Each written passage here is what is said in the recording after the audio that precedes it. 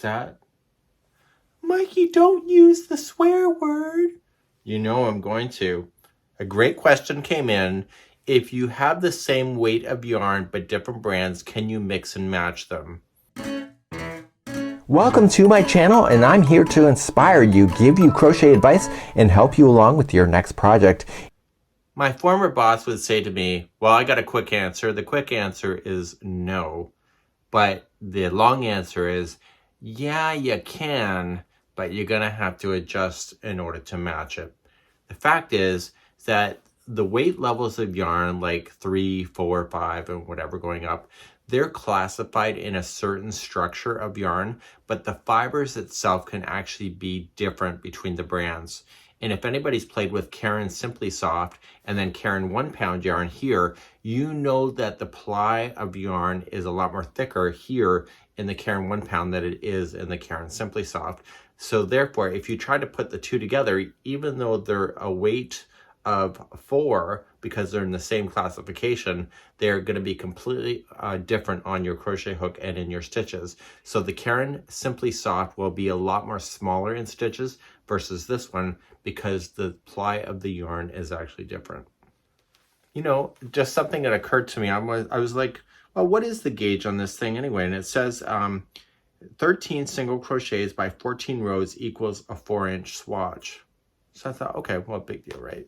This one here is Caron Jumbo here in ombre format. And this gauge here is 12 single crochets and 13 rows. So therefore, this yarn is technically thicker than this yarn, even though it's in the medium weight.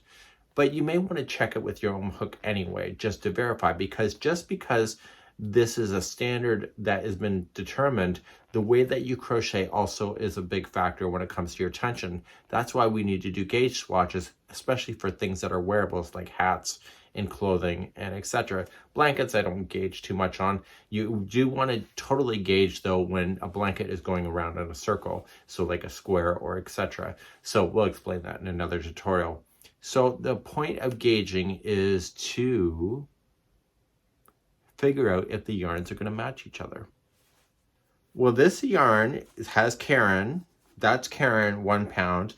It kind of looks the same. I think I'm going to use it together. Wait, what's that swear word? Gauge. Sometimes you're going to have to gauge because this here is a wool product. It has a partial of wool, and this is 100% acrylic. Therefore, the actual ply itself in this is going to be a lot more squishier than the one here in acrylic. Therefore, if you try to put these two together, they're not going to match. But what about that gauge word that we talked about? That's the only way to truly test how it's going to be. So who's going to gauge? Oh, who's going to gauge? It's not going to be me. Don't ask me to gauge. But this is something that you can be doing for yourself. So we have videos on how to run a gauge. I know some people absolutely hate gauges. I think Jeannie's one of them. I kind of don't like it either, but you got to do what you got to do. If you want it to fit, you got to do the gauge, and that's all there is to it.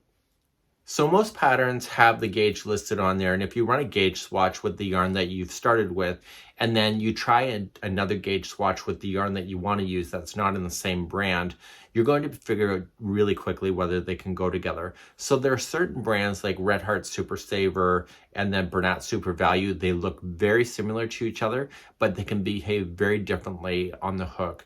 Because the thing about crochet is that it's very personal. It's your own tension. It's your own pressure that you're applying into your crochet stitches, that the way that you crochet and the way that I crochet are completely different. And in fact, Jeannie and I have a worksheet on the side that you don't know about. Now you do. Totally ratting myself out. But every time I use a different yarn and I take a gauge swatch, I record it. So then when I ever look at that same yarn again, I know what my swatch is going to be in order to have the gauge. So I know that looking at the different brands that I will behave very differently between the same hook size, between this brand here and another brand. And really the ball label may be very close, but ultimately it's up to you with your own tension to run a gauge swatch.